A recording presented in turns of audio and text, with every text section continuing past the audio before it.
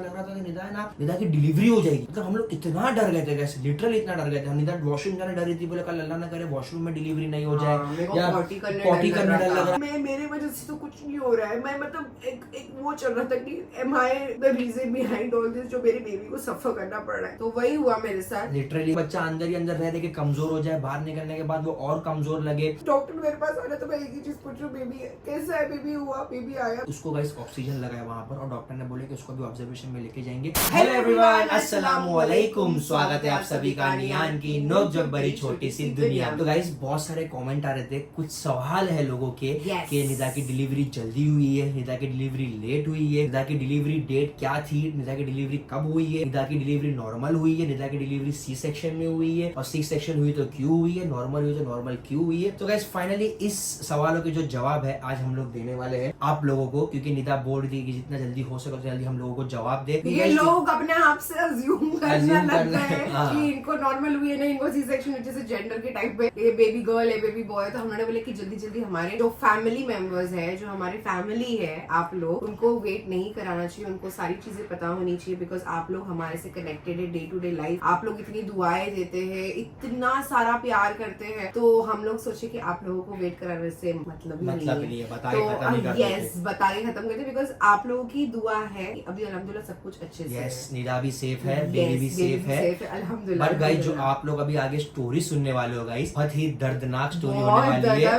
मतलब जिस चीजों जो गाइस जनवरी की 9 तारीख है, 9 तारीख से लेकर जनवरी की 20-22 तारीख तक गाइस हम लोग कुछ चीजों से गुजरे हैं। वो चीजें गाइस हमारे लिए बहुत ही मतलब एक लाइफ टाइम एक्सपीरियंस रहा है, हमारे डर का, हमारे जो अंदर की हिम्मत है उसका, हमारे दिल का। तो चलिए शुरू करते हैं। शुरू करते हैं। तो पहला ये जवाब दूंगी कि कब। बट गाइस अगर आप चाहते हो कि निदा अपनी जो प्रेगनेंसी जर्नी है from day 1 to till date delivery तक, अगर जर्नी अगर आप लोग चाहते हो कि निदा बताए, तो आप लोग कमेंट जरूर करना। ये स्टोरी सुनने के बाद आपको इंटरेस्ट आ जाएगा कि हमें पूरी जर्नी बताओ, ठीक है? तो चलो शुरुआत करते हैं। तो शुरू करते हैं 1 2 3। तुम स्टार्ट करो, तुम बोलो। तो गाइस मैं थोड़ा ओवरव्यू देता हूँ आप लोगों को, ठीक है? हम लोग जब डॉक्टर के पास जाते थे तो डॉक्टर ने हमें कहा था कि आपकी जो ड्यू डेट है डिलीवरी की वो 22 फरवरी की है, ठीक है? हम लोग ये सोच के पूरा माइंडसेट बना के रखे थे कि 22 फरवरी को हमारी डिलीवरी होगी, तो हम लोग ना 15 तारीख को बॉम्बे शिफ्ट हो जाएंगे। और ये भी डॉक्टर ने हम लोग को हाँ, कहे थे कि 15 तारीख को, जनवरी 15 तारीख को आप शिफ्ट लोग यहाँ आ जाना, ताकि 1-1.5 महीने के गैप में अगर कुछ भी इनकेस ऊपर नीचे होता है तो आप फटाक से हॉस्पिटल जा सकते हो या फटाक से डॉक्टर के पास जा सकते हो क्लिनिक पे चेकअप कराने के लिए। तो गाइस हम लोग सोचे कि अभी चलो 15 तारीख को जब यहाँ पे शिफ्ट हो रहा है, तो 10 तारीख को ना 9 तारीख को गाइस हमें एक काम आया ब्रांड का, तो हम लोग को वो ब्रांड का काम करने के लिए बॉम्बे आना था। और तो मैं उस दिन सुफियान को बोल रही थी मुझे नहीं आना है। उस दिन निदा बोल रही थी कि सुफियान तुम अकेले जाओ, मैं यहाँ रहती हूँ। तो मैं बोला कि नहीं, तुम निदा साथ में चलो मेरे, तुम यहाँ अकेले मत रहो, तुम अभी प्रेग्नेंट हो, कभी डर गए, कभी गिर गए, कुछ हो गया वगैरह वगैरह। सबने मना किया, फैमिली मना करे, सबने मना किया। मैं इसलिए रुक रही थी, मेरे को यही डर था कि बार बार ट्रैवल करने से कुछ प्रॉब्लम तो नहीं होगी, क्योंकि ऑब्वियसली जैसे खड्डों का रास्ता है या कुछ भी हो, अल्लाह ना करे कुछ ऐसा ऊपर नीचे जाए, इसलिए मैं उसको मना करती थी कि मेरे को ज्यादा ट्रैवलिंग नहीं करना है। तो फिर भी मैं इसको जबरदस्ती उठा के लेकर आया, बना नहीं साथ में चल वहाँ पर अपन जाएंगे, एक दिन में काम पटा के वापस। और मैं वही दिन पे हम लोगों ने व्लॉग भी बनाए थे कि मेरे पेट में ना उससे पहले एक दिन पहले मुझे ना थोड़ा थोड़ा दर्द हो रहा था पेट में, और बेबी की मूवमेंट्स फील नहीं हो रहे थे, और फिर कभी फील हो रहा था, तो मतलब बेबी का मूवमेंट थोड़ा सा लैक हो रहा था। तो मुझे नहीं मालूम कि मेरे को वो क्या तरीके का दर्द, हमें लगा कि नॉर्मल प्रेगनेंसी में होता है ये सब चीजें, तो हम लोग वो सोच रहे थे। करेक्ट। और मेनली ऐसा लग रहा था कि गैस्ट्रिक का प्रॉब्लम है मुझे, तो उसके वजह से दर्द हो रहा होगा। पर मुझे कंटिन्यूसली जब 9 तारीख को भी आई तो मेरे को यहाँ पे दर्द हो रहा था, फिर दूसरे दिन भी मुझे दर्द हो रहा था। तो सुफियान ने मुझे बोले कि प्लीज डोंट निग्लेक्ट मत करो दर्द को, एक बार डॉक्टर को दिखा देते। तो मैंने उनको बोली कि नहीं, अभी मेरे को 9 मंथ लगने वाला है सुफियान, तो शायद से उसकी वजह से मुझे थोड़े बहुत दर्द हो रहा है। फिर सुफियान ने इतना फोर्स किया तो हम लोग ने चले गए डॉक्टर के पास। लकीली मैं इसको फोर्स पे डॉक्टर के पास चलने के लिए तो ये डॉक्टर के पास गई, वरना ये निग्लेक्ट ही कर रही थी कि नहीं सुफियान नॉर्मल है। क्योंकि इसने एक दिन पहले ना कुछ तो चने के लड्डू खाए थे, अगर आपने ब्लॉग में देखा रहेगा, मैंने बोला भी था बार बार में चने के लड्डू खाए हो, उससे तुमको प्रॉब्लम हो रही है। बेसन के लड्डू, बेसन चना एक ही, हाँ बेसन के लड्डू से, तो मैं उसको बोला भी था। फिर उसके बाद हम लोग गए 10 तारीख को डॉक्टर का अपॉइंटमेंट लिए शाम के 6 बजे का। और जब मैं यहाँ से डॉक्टर के पास जा रही थी, हम लोग ऑन द वे व्लॉग बना रहे थे, तो मैं कंटिन्यूसली बोल रही थी व्लॉग में, और अचानक से मुझे इतना दर्द स्टार्ट हो गया कि मैं बोल ही नहीं पा रही थी। तो मैंने व्लॉग कट कर, मैंने सुफियान को बोली कि Sufiyan now this pain is unbearable. तो फिर डॉक्टर के पास गए, डॉक्टर ने जब मेरा चेक किया तो पहले उनको भी लगा कि गैस्ट्रिक, पर जब उन्हें मेरे पेट को हाथ लगाया तो मालूम पड़ा कि इसको हो रहा है लेबर पेन।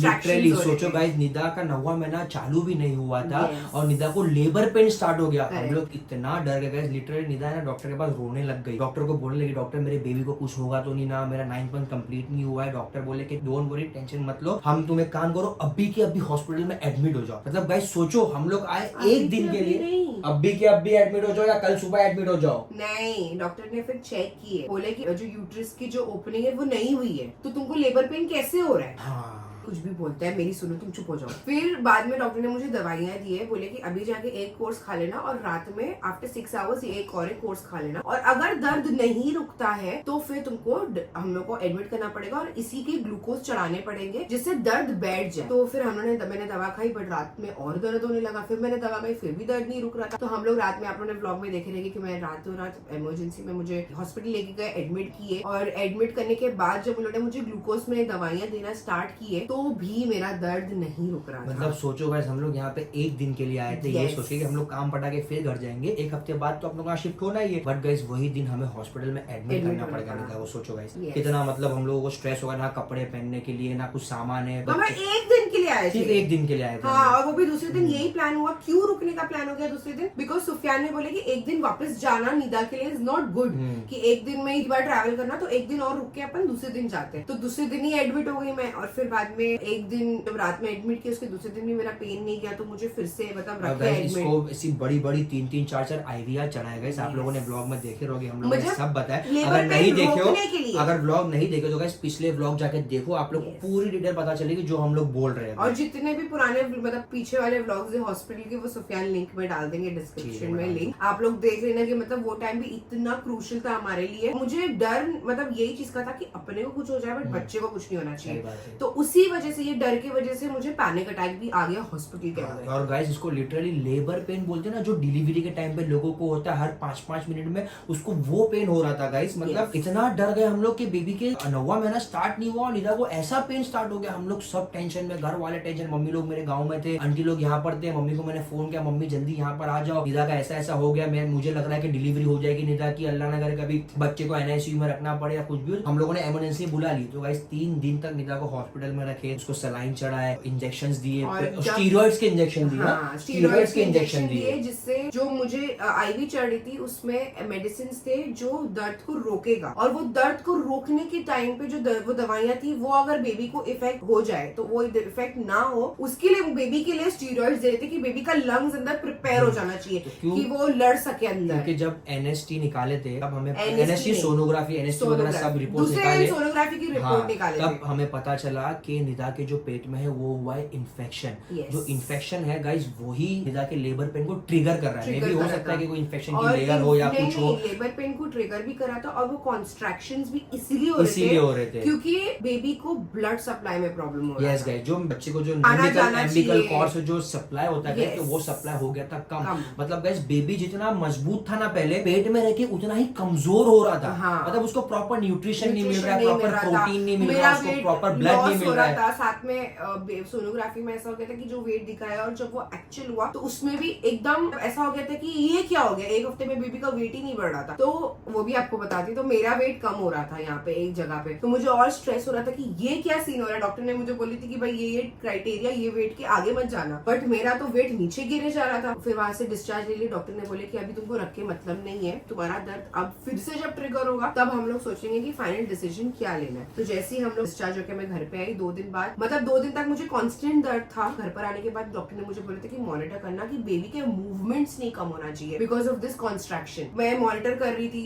कि बेबी के मूवमेंट कम हो रहे नहीं हो रहे। अब ऐसा हो गया था कि जब जिस तरीके से बेबी मूव करता था, एक मतलब जब सुफियान ने फील करना स्टार्ट किए थे, तो एक रात ऐसी आई थी, मैंने सुफियान का हाथ पेट पे रखी थी तो बेबी बहुत मूव कर रहा था, बहुत मूव कर रहा था एडमिट होने से पहले। और जिस दिन मैं एडमिट मतलब डिस्चार्ज होकर घर पर आई, उसके 2 दिन में तो ऐसा हो गया था कि बेबी के मूवमेंट्स बहुत कम हो गए थे। तो मुझे अंदर ही अंदर बहुत लिटरली ऐसा लग रहा था कि कहीं कुछ हो तो नहीं रहा उसको। मतलब ऐसा होता है ना कि कभी बेबी को कुछ अंदर हो रहा होगा और हम लोग को नहीं पता है, बिकॉज ऑफ द मेडिसिन भी हो सकता है, या बिकॉज ऑफ दिस कॉन्स्ट्रक्शन या ब्लड सप्लाई में कमी, और बार बार सोनोग्राफी तो निकाल नहीं सकते बेबी का। तो फिर हम लोग वापस से तीसरे दिन डॉक्टर के पास गए। लेकिन गाइस जब ये फर्स्ट टाइम एडमिट हुई थी 10 से 13 तारीख के बीच में, मैंने तभी मम्मी लोग को बोल दिया था कि मतलब एक काम करते निदा के ना अपन डिलीवरी करवा देते, क्योंकि मुझे ऐसा लग रहा है अगर बच्चे को ब्लड सप्लाई कम हो रहा है तो बाहर निकल के माँ का दूध पी के या डॉक्टर के अंडर रह के वो बच्चा हेल्दी हो सकता है। क्या पता बच्चा पेट में रह के और कमजोर होता रहे, फिर जब बाहर है तो अपने को ज्यादा तकलीफ हो। तो ये चीज घर वाले बोले नहीं डॉक्टर जैसा बोलेंगे वैसा, तो डॉक्टर ने उसको थोड़ा डिले किया, बोले जितना कोशिश मैं कर सकती हूँ उतना मैं करूंगी। फिर गाइस आगे फिर से जब हम लोग घर पे आए तो निदा को रात में अनबेरेबल पेन होने लगा। गाइस अनबेरेबल पेन मतलब ऐसा लग रहा था कि निदा की डिलीवरी हो जाएगी। मतलब हम लोग इतना डर गए थे गाइस, लिटरली इतना डर गए थे। निदा वॉशरूम जाने डरी थी, बोले कल अल्लाह ना करे वॉशरूम में डिलीवरी नहीं हो जाए, या पॉटी करने डर लग रहा था इसको। तो हम लोग बोले कि नहीं यार अभी डॉक्टर के पास आखिरी बार चलते हैं। डॉक्टर ने देखे चेक किए क्लिनिक पे और बोले कि this is purely labour pain, और अब इसको रुका के मतलब नहीं है। मतलब अगर हम उसको रुका रहे तो बेबी को अंदर तकलीफ और श्योर हो जाएगी, तो इससे बेटर है कि बेबी को निकालो। और मुझे डॉक्टर ने बोल दिया था कि 50% चांसेस निदा रहेगा, दिमाग में डाल के रखो कि तुम्हारे बेबी को करना पड़ सकता है एनआईसीयू में एडमिट फॉर 10 to 15 डेज, क्योंकि डॉक्टर के हिसाब से तो मुझे 35 वीक्स चल रहा था, बट सोनोग्राफी में मुझे पता नहीं क्यों ऐसा दिखा रहा था कि 36 वीक्स मेरे को वो दिन पे कंप्लीट हुआ 17 जनवरी को, जिस दिन हमारा बेबी हुआ। रातों रात जब हुआ तो डॉक्टर ने मुझे हम लोग को फोन पे बोल दिया कि भाई तुम एडमिट हो जाओ, कल सुबह में जो सबसे पहला ओटी रहेगा मतलब ऑपरेशन थिएटर। यस गाइस मेरा ऑपरेशन हुआ है, सी सेक्शन हुआ है, और मुझे डॉक्टर ने जब ये बोला ना 10-15 दिन के लिए एनआईसीयू में रखना पड़ सकता है, देयर इज नो श्योरिटी कि नहीं होगा, कि ये टाइम पे ऐसा बोलते हैं कि 36 to 37 वीक्स में बेबी का लंग्स का डेवलपमेंट होता है, और अगर उससे पहले अगर बेबी आ जाए तो लंग्स के डेवलपमेंट के लिए बेबी को रखना पड़ता है एनआईसीयू में। तो मैं इतनी पैनिक हो गई, मैंने आज तक इतना, मैं खुद के अलावा कभी इतना मतलब ऐसा सोची नहीं थी कि खुद को जगह चलेगा। मेरे दिमाग में यही चल रहा था, बट बेबी को कुछ नहीं होना चाहिए। मेरे दिमाग में यही हो रहा था कि बेबी सेफ आना चाहिए बाहर। और मतलब पूरे 9 मंथ्स मुझे ऐसा हो गया था कि मैं इतनी तकलीफ मुझे हर किसी ने बोला था कि जब तुझे डिलीवरी होगी तो तेरी डिलीवरी बहुत आसानी से होगी, नॉर्मल डिलीवरी होगी इंशाल्लाह, अल्लाह ने चाहा। तो मैंने अपने दिमाग में बट माइंडसेट रखी थी कि मुझे ऑपरेशन हो सकता है, बट पता नहीं मुझे ये था कि मैं कट जाऊंगी चलेगा, बेबी को कुछ नहीं होना चाहिए। और जाने तक मैंने अपने अंदर मतलब मुझे सुफियान ने बस एक ही चीज बोले कि अगर तुम सैड होगे ना निदा, बेबी भी अंदर सैड होगा, तुम रोगे ना बेबी भी अंदर उसको कुछ हो रहेगा, तुम अपनी हिम्मत रखना। तो उसी चक्कर में मैंने रात में भी मतलब अपने यहाँ पे वो हिम्मत में रखी, पूरी रात में हिम्मत में थी कि मुझे पता है कि कल सुबह में ऑपरेशन होने वाला है। आई वॉज लिटरली एक्साइटेड कि बेबी को मिलूंगी मैं, बट बस ये था कि मेरे दिमाग में कि बेबी को तकलीफ नहीं होगी निकलने के बाद। और ये भी था कि क्या मैंने इतना स्ट्रेस ले लिया उसके वजह से ये हुआ, क्या मैंने इतना काम का लोड ले ली इसकी वजह से ये हुआ, क्या मैं मेरे वजह से तो कुछ नहीं हो रहा है। मैं मतलब एक वो चल रहा था कि am I the reason behind all this, जो मेरे बेबी को सफर करना पड़ रहा है। बट मेरे को सुफियान ने बोले कि नहीं निदा ये सब नॉर्मल है, इट इज वेरी कॉमन, कभी कभी हो जाता है। And I am lucky to have him and the family members, क्योंकि उन्होंने मुझे बहुत सपोर्ट की। सब लोग की हिम्मत, मेरे को सब लोग अपनी हिम्मत दे रहे थे। वो दिन मैं आज तक नहीं भूल सकती जब मेरे को डॉक्टर ने बोला था एनआईसीयू तक के लिए। मेरे को हर बार मैं ऐसा अपना मन मार के जीती थी, मैं वो नहीं खाती थी जिससे मेरे बच्चे को तकलीफ हो या कुछ भी हो। बट फिर पता नहीं क्यों हो गई, तो मेरे दिमाग में ये था कि क्यों हुई, ये मेरे साथ हर बार क्यों होता है। बट जब मेरे को ऑपरेशन थिएटर में लेके गए ना, मेरी बीपी इतना हाई हो गया था, सुफियान इतना हाई हो गया था कि डॉक्टर लोग बस लाइक वेट करते इसका बीपी लो होने के लिए, बिकॉज मुझे एक ही टेंशन सताई जा रही थी कि बस मेरे बच्चे को कुछ नहीं होना चाहिए, मेरे बच्चे को कुछ नहीं होना चाहिए। लिटरली गाइस ये इतना डरती थी सी सेक्शन से, इतना डरती थी। पूरे 9 महीना हम लोगों ने यही बात की कि सुफियान मेरे को नॉर्मल करना है, सुफियान मेरे को नॉर्मल करना है, सुफियान मेरे को नॉर्मल करना है। बट मैं इसको बोलता नहीं था, हमेशा बुरे के लिए तैयार। मैंने तो इनफैक्ट ये भी सोच रही थी कि जैसे मुझे 9 मंथ्स लगेगा ना, मैं वॉक करने लगूंगी, मैं ऐसे डक वॉक करूंगी, मैं एक्सरसाइजेस करूंगी, योगा क्लास ज्वाइन करेगी, सब कुछ करूंगी कि मतलब इजीली हो जाए, कि बेबी को भी ज्यादा तकलीफ नहीं हो, मुझे भी नहीं हो। बट बोलते ना जो चीज होने वाली है उसको कोई नहीं रोक सकता है, तो वही हुआ मेरे साथ। लिटरली गाइस ये निदा को जितना मैं जानता हूँ, निदा है ना बहुत जल्दी डर जाती है। बट गाइस ये अपने बेबी के लिए कि बेबी सेफली बाहर आ जाए, ये ऑपरेशन के लिए रेडी हो गई। उसने बोली कि नहीं मेरा ऑपरेशन करो और बेबी को प्लीज सेफली बाहर निकालो, ताकि बाहर आके उसकी अच्छी ट्रीटमेंट हो और वो अच्छे से मतलब बड़ा हो। ऐसा नहीं हो कि बच्चा अंदर ही अंदर रह के कमजोर हो जाए, बाहर निकलने के बाद वो और कमजोर लगे, उससे बेटर है कि अभी निकाल दो। सोचो गाइस, जो बंदी अपने आप को सेक्रीफाइस करने को चली गई बेबी बाहर आने के लिए सेफली, तो गाइस वो बंदी के बारे में तुम सोच लो दूसरों के बारे में कितना सोचती रहेगी। हंसते हंसते गाइस वो अंदर गई, हंसते हंसते। जो लड़की सी सेक्शन से इतना डरती थी, मैं गाइस लिटरली बोल रहा हूँ, मैंने व्लॉग में भी बोला कि मेरे पास कोई वर्ड्स नहीं है बोलने के। निदा इतनी हिम्मत वाली निकली। और गाइस निदा जब अंदर ऑपरेशन थिएटर में थी, इसको तो फिर वहां पे बेहोश कर दे रहेंगे। नहीं, मैं मेरे कांस्टेंट मैं आंख बंद ही नहीं, क्यों नहीं बंद की, मुझे ऐसा था कि बस मैं ऑपरेशन हो रहा है मेरा नीचे, मैं देख रही हूँ, लिटरली मैं देख रही हूँ कि बेबी बाहर आया कि नहीं आया, बेबी बाहर आया कि नहीं आया। मैं अपने एनेस्थीसिया के होश में, मेरे दिमाग में एक ही चीज चल रहा था, जब मैं बेबी को मेरे को देखूंगी उसके बाद मैं आंख बंद करूंगी और फिर आराम से सोऊंगी। तब तक मैंने अपनी आंखें भी बंद नहीं की। मैं सब डॉक्टर मेरे पास आ रहा तो मैं एक ही चीज पूछ रही हूँ, बेबी कैसा है, बेबी हुआ, बेबी आया, बेबी आया। तो डॉक्टर लोग बोले कि इसको साफ करने लेके गए। और एक ही चीज एनआईसीयू में तो डालने की, मतलब वो टाइम में ऐसा लग रहा था कि बस अल्लाह कुछ ऐसा चमत्कार कर दे कि मेरे बच्चों को एनआईसीयू में डालने की नौबत ना आए। कोई मां नहीं चाहेगी कि उसका जब आए 9 महीने, जब आप इतना रखते हो, आप इतना सोचते हो, हर एक छोटी छोटी चीजों में सोचते हो, ये करूंगी तो ऐसा हो जाएगा, वो करूंगी तो ऐसा हो जाएगा, और अचानक से अगर ऐसी कुछ होता है तो आपको बहुत तकलीफ होती है। और आज मुझे ऐसा लगता है कि हमारी जो मॉम्स है उन्होंने भी बहुत कुछ सोच रहे हैं हमें डिलीवरी करने के टाइम पे। बट लिटरली मैं बता रही हूँ कि आप लोगों की दुआ की वजह से, मेरे घर वालों की दुआ की वजह से, सुफियान की